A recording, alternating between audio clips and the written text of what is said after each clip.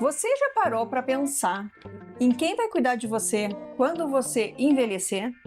E eu não estou falando apenas de quem vai levar você ao médico ou vai ajudar quando você precisar. Eu estou falando de algo muito maior. Quem vai cuidar da sua saúde? Quem é que vai administrar o seu dinheiro? Quem é que vai pagar as suas contas, que vai tomar as decisões por você se um dia você não puder mais decidir sozinho? E principalmente, você está preparado financeiramente para envelhecer?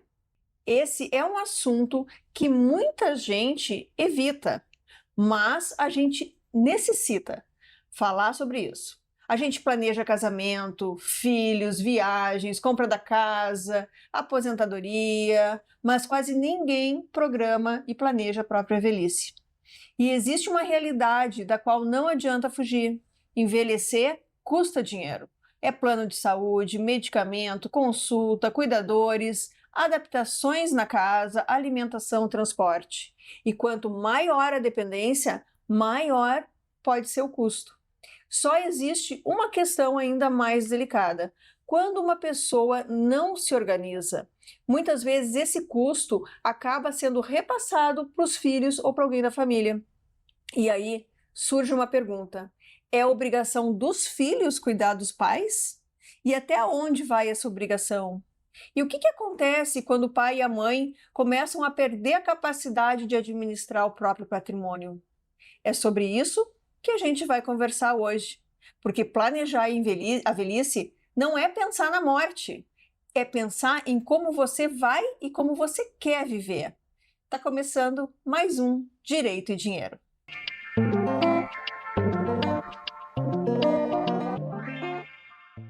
Quando a gente fala em planejamento da velhice, normalmente as pessoas pensam apenas em aposentadoria. Mas a aposentadoria é apenas uma parte dessa história, porque a gente pode viver muitos anos depois que a gente para de trabalhar. E talvez justamente nessa fase vai aparecer algumas das maiores despesas da nossa vida. Por isso, eu quero começar com uma pergunta bem simples. Por que é tão difícil para as famílias conversarem sobre o envelhecimento? Sabrina.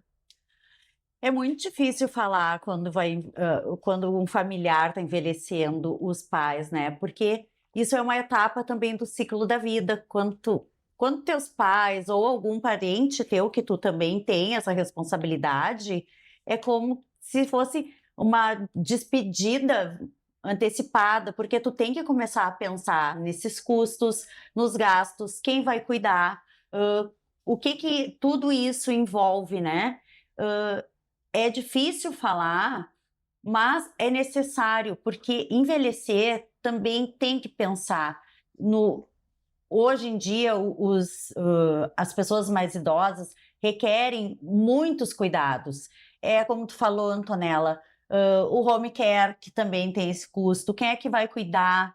Acontece muito também dos familiares entrarem numa disputa porque não tem clareza, né, dos cuidados, quem cuida, o patrimônio ainda que não foi definido. Às vezes esse familiar começa com uma doença mais mental, depressão, doenças neurodegenerativas, por exemplo, demência, Alzheimer.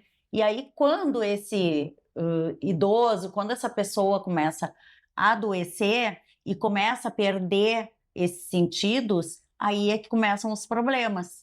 Tem gente que não gosta de fazer nem um testamento, né, gurias? Porque tem medo de morrer. A minha avó nunca fez testamento, porque ela dizia, não, senão você vai estar assinando meu atestado de óbito. Tá chamando coisa ruim, tá chamando coisa ruim. Não é por aí. E agora, vamos colocar dinheiro na conversa. Por que a gente tem que dizer que os filhos vão cuidar de mim? Parece que é uma coisa que a gente vai se tornar incapaz, mas porque antigamente será isso? era assim, né? Só que, como eu trabalho muito com planejamento previdenciário, e eu boto muito, porque nós não fomos educados para pensar na velhice. Todo mundo que hoje eu tenho 40, 50 anos, por que eu vou pensar na minha velhice? Quando tu chega e pergunta, tu sabe quando tu vai te aposentar? 85% diz, nem penso em me aposentar, nem sei. Mas o aposentar hoje é outra. Mas é que os parâmetros de velhice mudaram. Mudaram. Antigamente, 40 anos, a mulher com 40 anos já era velha, né? Hoje Isso. não, hoje a mulher de 40 anos mudou muito esses parâmetros, né? É que, na verdade, não é nem só aposentadoria. O problema do brasileiro, em geral, é a educação financeira. A gente até comentou isso em alguns programas. Alguns outros. Que até os jovens não fazem investimentos, não cuidam das suas finanças, então a gente já tem que pensar na aposentadoria como um investimento também. Porque as pessoas acabam não pensando, e tu vê bastante isso na questão previdenciária, quando ele vai se aposentar, para fazer um planejamento da aposentadoria, eles só pensam em quanto eles vão ganhar. Mas eles não pensam assim, meu custo de vida hoje é X mil reais por mês, eu preciso ganhar um pouco mais, porque sempre vem um pouco a menos, né? E para manter o que eu gasto hoje, para manter o meu padrão de vida hoje, independente da classe, enfim, do que tu tá acostumado, né? Acaba que tu não faz aquele cálculo de quanto que eu preciso ganhar e quanto que eu vou gastar para sobrar. E na verdade, isso que é importante, né? E na verdade não é quanto que eu gasto hoje que eu vou receber lá no futuro e vai conseguir suprir meus gastos, porque hoje eu tenho 40 anos, por exemplo. Tenho 30, 40 anos e vou me aposentar com 70 anos. É preciso calcular a inflação anual sobre o que eu já gasto ao longo dos anos. Então, é o cálculo de quanto eu gasto, de quanto eu ganho e quanto uma inflação estimada projetada ao futuro. Né? E quanto hoje os custos de saúde estão diferentes, por exemplo, um plano de saúde. Um plano de saúde hoje para um idoso com várias doenças e comorbidades. É que depende da idade. Dependendo da idade, ele pode ir para um patamar elevado. E quem depende do SUS também. Então, todos esses cuidados. Eu trabalhei uma época no serviço de saúde pública e olha que interessante isso. A gente não quer falar de velhice e também não quer falar de doença, né? Mas... Tinham muitos moradores no hospital que os familiares abandonam, somem e não querem mais cuidar. Por isso que o quanto mais cedo tu pensar em que tu vai ter do INSS, mas também tu fazer investimentos fora. Porque hoje, juridicamente falando, os filhos têm responsabilidades, que daí a gente vai falar. Mas a pessoa também tem que ter a responsabilidade dela de pensar no futuro e não deixar para os filhos, né? E só hoje eu tive eu estava conversando com uma colega que os pais um tem 92 anos e o outro 89, eles pagam quase 6 mil de plano de saúde. Isso que ele tem condições de pagar plano de saúde, não, a maioria não tem. Alessandra, me responde uma coisa, ou tu, Antonella. Se eu sou tutora de um familiar meu e tenho outros parentes, por exemplo, eu sou responsável legal pelo meu pai, mas eu tenho um irmão, como é que fica essa situação?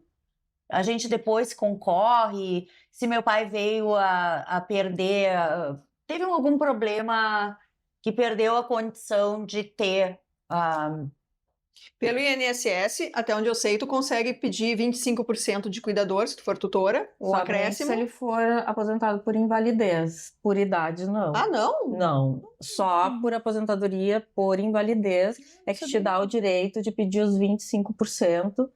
Né? Mas assim, se o teu pai tem uma aposentadoria que cobre os gastos dele, tu é a tutora, tu não vai receber nada por isso.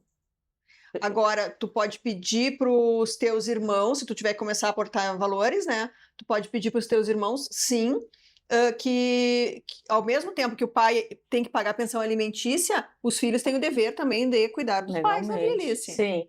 E tu tem que prestar contas, né? Não é porque só jogar o paizinho lá em um lugar. Não, tu tem que prestar contas, inclusive, o Ministério ele está sob a guarda também do Ministério Público, que está sempre atento, né? Tem muitos processos judiciais por conta de famílias ricas e de pessoas que têm curatela, e pessoas que não prestam contas, elas acabam, se elas não têm nota fiscal, recibo, elas acabam tendo que pagar esses valores que elas estão... E como é que eu demonstro isso? Aonde que eu demonstro? Tudo que tu for gastar... Quando tu tem um processo de curatela, tu passa a ser o curador do teu pai, o Sim. responsável legal. A partir daquele momento que o juiz diz que tu é a curadora, tu passa a ter responsabilidade de ter que prestar contas. Então, qualquer gasto que tu tenha, tudo que ele vier a receber, tu tem que ir lá no juiz aí ele vai determinar Acho que cada é um 6 ano, 2 meses, né? Uma meses, coisa 6 assim, meses. né? Depende da Depende decisão, né? da decisão.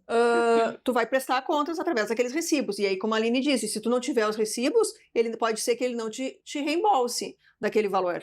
A gente teve um caso, faz tempo já, no escritório, uma família, a irmã era curadora da mãe, e o irmão começou a achar que a irmã tava pegando dinheiro para fazer outras coisas, comprando imóveis, enfim, tipo, fazendo um patrimônio. Desviando. Fazendo um patrimônio. E, na realidade, ela já cuidava da mãe dela antes de ter a curatela deferida, e a partir do momento que ela teve a curatela, ela tinha o dever, sim, de prestar contas. Só que antes não. Sim. Sim. É só a partir da Por curatela. isso que a Só- curatela é importante. É importante porque tem que prestar contas. Agora, se tu não tem um documento, nada que diga que tu tem essa obrigação legal, então, assim, sempre que o familiar tem um cuidando, é bem importante procurar um advogado para fazer esse documento de curatela. E eu digo que não é um gasto, porque as pessoas têm esse pensamento que advogado é gasto, advogado não é É um gasto. resguardo. É investimento, porque tu vai resguardar o patrimônio, vai evitar a confusão, até para a pessoa que está cuidando também não vir daqui a pouco ser acusada de alguma coisa. Então, faça as coisas corretamente, ainda mais quando se fala do cuidado com o outro, né? E o cuidado com o outro, além de ser o cuidado pessoal, é o cuidado com o patrimônio também, né? Agora, vamos pensar no mundo ideal. Toda pessoa, quando está com mais idade, claro, ela tem que ter toda essa salvaguarda médica, né? Ela vai ter que tomar remédio. Raras exceções não precisam, né? Mas precisa de um físio, né? Ou um pilates, que seja uma academia. E, gente, depois de passar anos trabalhando, tu tem que te dar o direito de poder desfrutar. Como é que eu vou fazer isso? Eu tenho que, quando eu tô jovem, quanto mais cedo, eu já começar a pensar. Mas falta 20, 25 anos para eu me aposentar. Gente, é assim? Passa muito Tem rápido. que pensar no muito longo prazo. rápido. É que o problema é que o pessoal Exato. acha que envelhecer é um problema, que vai pensar em coisas ruins. É o oposto. A gente tem que pensar que o envelhecer tem que ser bom. A gente tem que juntar dinheiro para desfrutar coisas boas da vida. Então, trocar um pouco essa mentalidade E de que envelhecer melhor é bom. prevenir a velhice. Prevenir a velhice de que maneira? Como tu falou, Alessandra, exercício físico, qualidade de vida, ter amigos, não ficar isolado, porque muitas vezes O o isolamento, o adoecimento emocional e mental do idoso, ele está muito atrelado ao isolamento social. E o isolamento social traz doenças, né? Começa com a depressão. E começa a depressão, o índice de idosos com depressão, com ansiedade, e isso acaba afetando. Que é muito normal, tá? Muito Com a normal. idade, tu vai perdendo alguns nutrientes, alguns hormônios, e tu acaba. E tu começa a ver desenvolvendo, teus né? amigos, tu começa a perder teus amigos, começam a falecer, os teus filhos se afastam, porque, Sim. consequentemente, eles vão ter a sua Família vida, deles. a família deles, né? E o idoso vai ficando cada vez mais sozinho. Mas vocês sabem que, eu já não sei se já começaram, mas há um projeto numa cidade de São Paulo, não lembro também agora, mas que é um condomínio de casas, que é só para pessoas com mais idade. Mas até aqui em Porto Alegre já E tem vários. Na Flórida, muito comum, é, né? Tem na as Flórida casas- Naples, né? Não é Naples? É em Naples, é na Naples. Flórida. Que Que lá é aquela Depois cidade de Miami. de 55? É só 55 anos mais. Mas que daí tu tem a tua casa individualizada, tu tem o teu quarto, tu tem o teu banheiro, Isso. tem a tua sala, mas as refeições são feitas coletivas. É uma e comunidade. É uma comunidade, e eles têm enfermeiro, eles têm físio que passa ali. Então, o condomínio deles, e não tem criança, né? Porque é óbvio que quando tu chega numa certa idade, tu já não consegue mais compartilhar certos ambientes com criança gritando, a energia não é sim, não é mais a a mesma. mesma. E eu acho assim, ó, tu colocar os filhos nessa obrigação é um sacrifício para ti e para teus filhos, né, gente? Porque Mas vamos lá, ainda né? esses condomínios aqui, pelo menos aqui em Porto Alegre que a gente vê, eles têm ainda um custo relativamente alto. Então não é toda a Altíssimo. população que consegue. Não, Aqui na esquina onde a gente grava o programa, aqui na esquina tem um residencial sênior. É bem legal a proposta, e eu digo, o dia que eu ficar bem velhinha, as minhas filhas não sei onde é que vão estar, porque eu não vou ficar atrapalhando elas. O meu filho, o mas, Caco, já me disse: mãe, eu vou te pagar um asilo. Não, eu não quero ir para asilo. Eu digo, como assim? Tu eu tá vou morar- antiquadro, não existe mais eu asilo. vou comprar um desses negócios sênior aí. E outra ideia é ter um terreno, óbvio que daí tu tem que ter capital, né, gente? Mas dá pra sonhar, vamos pensar. Com minhas primas, com vocês, dá pra fazer com todo mundo. Fazer umas casinhas, assim, aí faz uma sala comum pra todo mundo, e aí, porque tu tem convivência, se tu quer ficar Sim. quietinho no teu canto lendo um livro, meditando, fazendo qualquer Até coisa. porque a gente fica chata, né?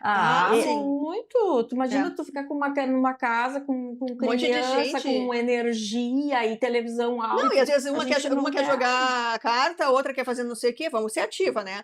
Mas às vezes também tu quer o teu momento de introspecção, assim, e aí Claro. vai descansar. Então cada um tem o seu refúgio individual, uma suíte, uma coisa, e depois fica na casa coletiva. E os gastos coletivos se Isso é dividem. muito legal. Mas adoro essa ideia. lá em Novo Hamburgo tinha, eu não sei se abriram de novo, era um antigo hotel, que eles abriram isso, mas era um custo alto, né? É custo alto. É um custo muito alto. Mas as casas geriátricas têm um custo alto, gente, É. se a gente for ver.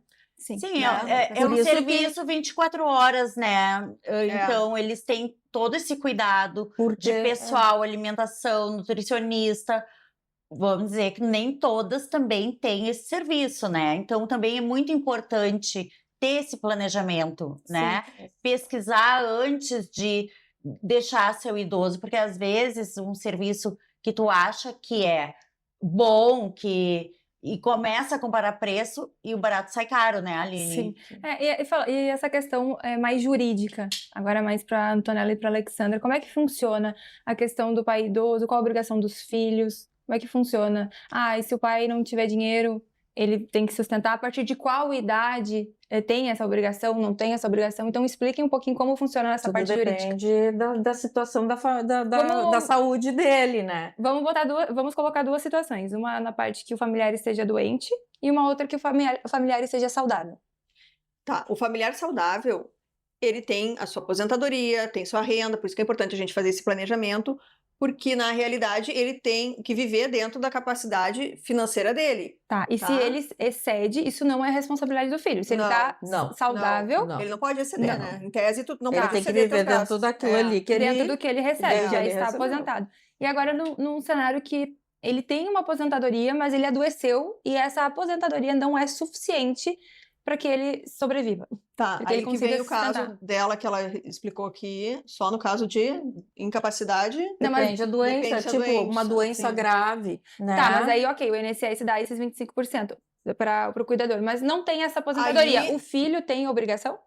Ele tem, Tem? Tem. mas aí tu tem que pedir pensão alimentícia Tá. para os filhos. Tem, os filhos são, Né? tem a responsabilidade sobre o pai e a mãe.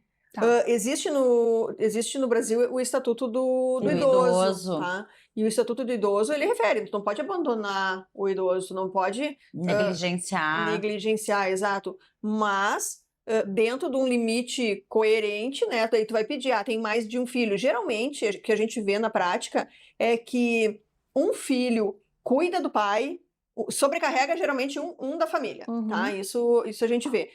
São raras vezes que a família tem aquele toda se envolve. rodízio.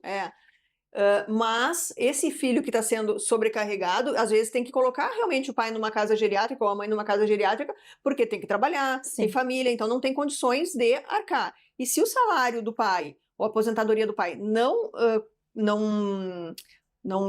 é necessária, Não cobre os não cobre o gastos. gasto com isso, aí se tem que pedir para os filhos irmãos. complementarem. Os né? filhos E complementam. todo mundo tem que complementar. Mas é que nem pedir pensão alimentícia para filho, então é a mesma coisa. Só que o pai que pede para o filho, ao invés do filho pedir para o pai.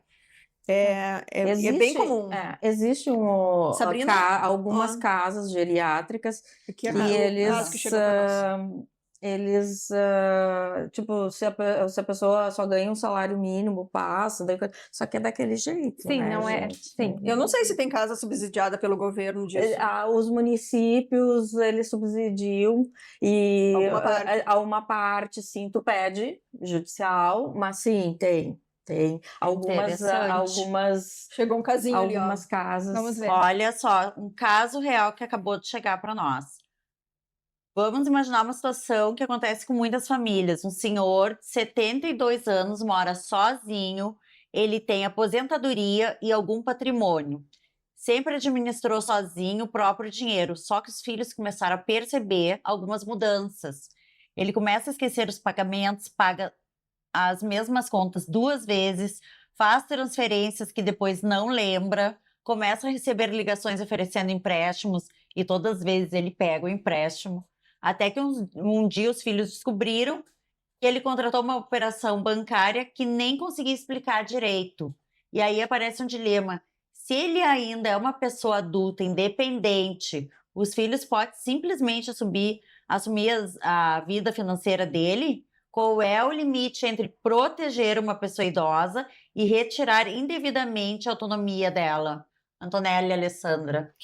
Para isso serve a curatela. Exatamente. Se tu começa a ver que a pessoa não tem capacidade para os atos da vida civil, o que é atos da vida civil? É fazer pagamentos, é ir no supermercado, é conseguir viver normalmente, daí tu tem que pedir a interdição daquela pessoa. Aí a interdição pode ser parcial ou total. Que é o caso que aconteceu desse, né? Sim, mas daí eu desse peço a caso. interdição dele a partir de um diagnóstico Médico, psicológico, médico, comprovado. psiquiátrico. O juiz geralmente pede para chamar todos os familiares para comprovar, porque não posso pegar e simplesmente dizer vou interditar meu pai. Com base no quê? Não é assim. Então tem o Ministério Público, tem a proteção do idoso, é toda feita uma análise bem cuidadosa. E o curador, no caso, que for ficar responsável, tem que fazer prestação de contas, tem que verificar. Tem muita gente que pela idade passa a ter ou questão de Alzheimer, a gente vê bastante isso, Sim. ou até uma demência, ou até questão de idade mesmo, e aí precisa desse auxílio. É que a família, às vezes, a pessoa idosa não fala que está passando por isso, porque a família às vezes não vê. Então, como o idoso tem geralmente a autonomia de fazer o pagamento das suas contas e tal, a gente vê até nos golpes, por exemplo, eles não falam para a família. E por que eles não falam? Porque eles não querem perder aquela independência. O Antonella, tu falou pode ser parcial e integral. O que seria a parcial? Parcial é para os atos. Aí tu vai pegar, tu pode interditar a pessoa totalmente, então ela não pode mais fazer nada. Quem faz tá? E parcial, eu vou interditar ela só para mexer com finanças. o banco, por exemplo, dela, quem mexe é o filho. Exato. Inclusive, né, Antonella, se comprovado que ele realmente estava incapaz quando efetuou, que nem Eu ia nesse perguntar caso, agora. é possível até rever, né, Estorno? a questão desse estorno. Mas tem que comprovar, né? Tudo vai depender da perícia, o que a perícia vai dizer desde quando, se ele está doente ou não. Porque não é motivo também para daqui a pouco, sabe como é que é brasileiro? Faz sim, empréstimo óbvio, lá atrás, claro, né? decide que não vai pagar aqui Sim. e se diz Incapaz. Interditado. Esses dias, que incrível que pareça, surgiu uma situação em que um cliente bem sucedido, tudo, agora apresentou um laudo de TEA. TEA é transtorno do espectro autista. Mas não queira dizer. Não queira dizer daí porque ele não está incapaz para usar Nada incapaz. Então, assim, ele pode ter feito um monte de empréstimo, aquilo ali não vai isentar ele de pagar. Não é motivo, né? Mas sempre existe aquele jeitinho, né? Então não Jeitinho pensem brasileiro. não que é envelhecer e os filhos, os familiares. Então esses jeitinhos que vão se Deixa eu só ver se dando. chegou mais alguma perguntinha. A outra coisa acontece também, agora vamos, normalmente, tem vários casos de idosos que recebem um salário mínimo de benefício e que esse salário mínimo ainda vai sustentar neto, uma filha, um filho, aí tu vai olhar, ele tá cheio de empréstimo. Aí às vezes ele fez para poder sobreviver, outras vezes pegaram o cartão dele. O cartão do paizinho, Mas da sabe o que eu acho mãezinha. importante? E eu sempre digo para meus clientes, faça a pasta da vida. O que que é a pasta da vida? Não é a pasta da morte, viu, gente? Não é para quando a família achar quando tu já depois que faleceu. É para tu botar assim, ó,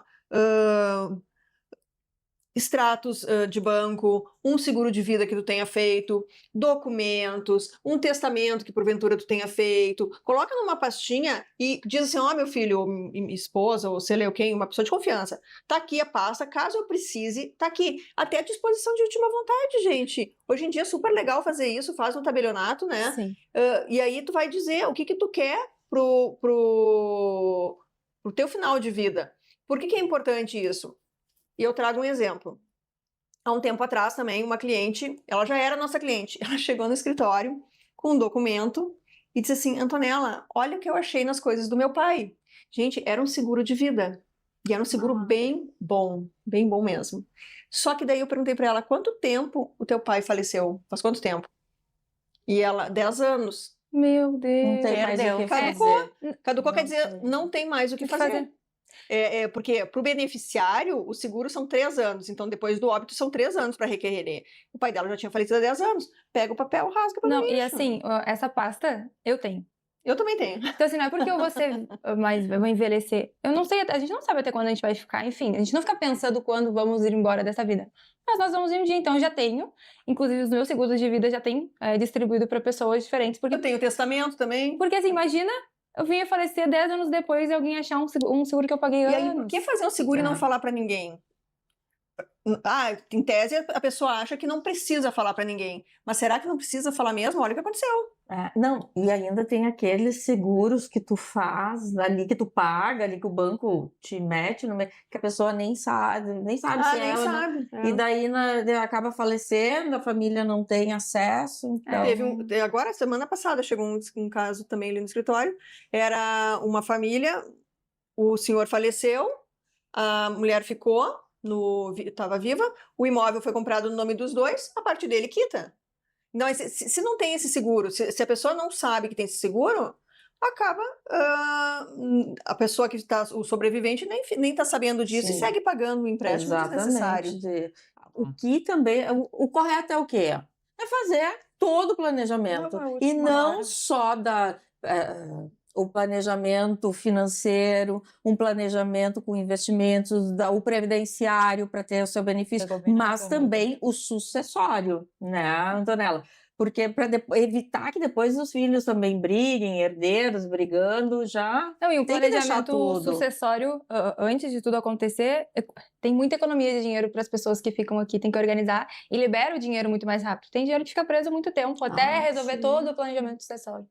Então é muito importante organizar finanças, sucessão, pensar no futuro, longo prazo. Esse é um papo que tem muito assunto, muita coisa que a gente pode informar para vocês. Então, assim, dúvidas, não deixem de enviar para o nosso, ou via Instagram, ou via e-mail, mandem aqui para nós que a gente responde. Tem questões emocionais que não deu tempo de falar hoje com a Sabrina, mas também tem bastante coisa emocional. Questão de aposentadoria, de finanças. Hoje a gente trouxe só um pouquinho desse assunto. Ele vai voltar, obviamente, que eu acho que é um assunto bem gostoso, e nós todos queremos ficar bem velhinhos, né? Porque a outra opção nós não queremos. Então, o que a gente quer, tem que pensar no futuro, e vamos pensar no futuro, nós os idosos... Com tranquilidade. Exato. Vamos curtir para poder curtir, descansar. São 3 pilares, assim, para mim, na minha cabeça. É finanças, saúde e exercício físico, para a gente poder chegar lá, né, na velhice um pouco mais de garantia que a gente vai chegar a ser velhinho, Exatamente. né? Hoje a gente falou sobre um assunto que nem sempre é confortável, mas é necessário. Envelhecer faz parte da vida. E a questão é saber como a gente quer envelhecer. Com autonomia? Com segurança financeira?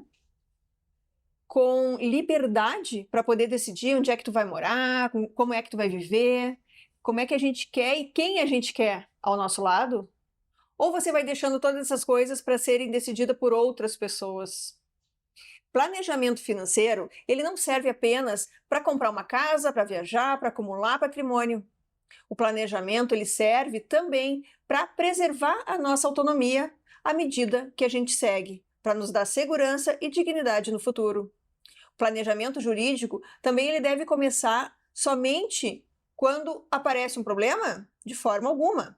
A gente tem que ter plena capacidade para decidir quando a gente pode organizar o nosso patrimônio, a nossa sucessão, os nossos documentos e a gente tem ainda a capacidade de conversar com a nossa família sobre o que a gente quer para o nosso futuro. Porque talvez a pergunta desse programa não seja apenas quem é que vai cuidar de você.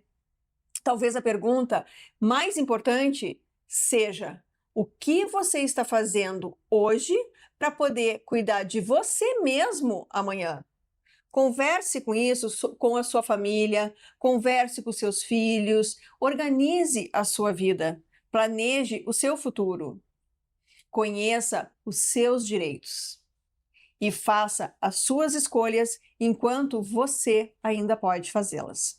Eu sou Antonella Aramaio e esse foi mais um Direito e Dinheiro. E não esquece de nos seguir no canal Direito e Dinheiro, curtir os nossos conteúdos e ativar o sininho para receber notificações dos nossos novos conteúdos. Todos os dias tem informação nova por lá para ajudar você a conhecer os seus direitos e cuidar muito melhor do seu dinheiro. Até o próximo programa.